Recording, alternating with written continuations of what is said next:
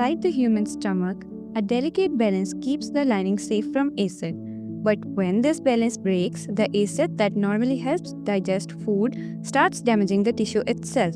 This is how a peptic ulcer begins. Stomach is made up of different layers and cells which have different functions. The mucus-producing cells, which protect the lining of stomach from harsh acid environment, parietal cells, which release hydrochloric acid, and chief cells, which produce pepsin. A peptic ulcer is a small crater-like wound that forms when acid and pepsin dig deeply into the stomach or the duodenal lining. It extends through the muscularis mucosa and almost always happens when injurious forces overpower the natural defenses. A strong protective shield of mucus, bicarbonate, tight junctions, prostaglandins, and good blood flow keeps the acid where it belongs, which is inside the lumen. One organism is skilled at breaking through this shield, Helicobacter pylori.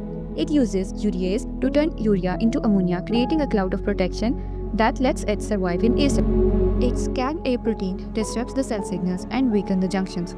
WAC-A toxin damages mitochondria and triggers cell death. The immune system rushes in, releasing cytokines and producing inflammation that slowly thins the protective barrier.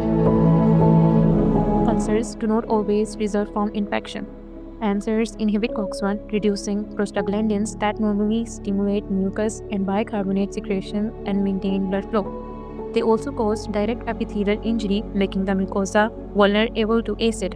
Some ulcers develop from excessive acid production, as in Zollinger-Ellison syndrome. Others arise in Crohn's disease or from stress-related mucosal injury in critically ill patients. These are some well-known causes of peptic ulcer.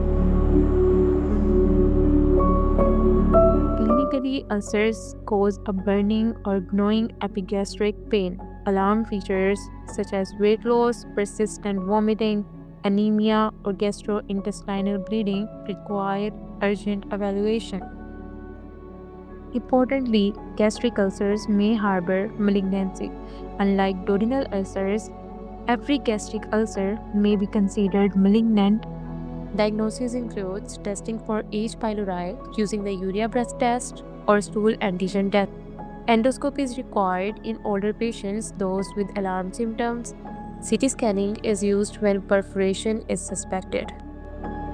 Treatment focuses on reducing the acid and removing the cause. Inside the parietal cell, the acid is secreted through the hydrogen-potassium ATPase pump called proton pump. Proton pump inhibitors like omeprazole and pantoprazole heal most ulcers by raising the pH and allowing the mucosa to regenerate. Vonoprazan, a potassium-competitive acid blocker, works even faster and keeps pH stable.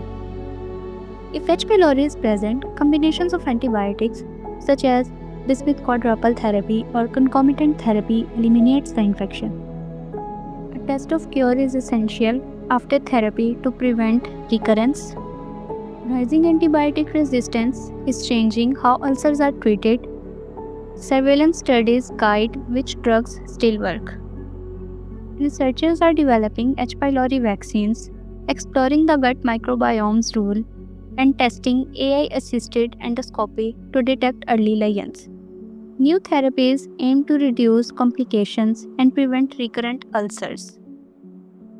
Understanding how peptic ulcer develops, how it presents, and how it is treated helps prevent dangerous complications and ensures healing.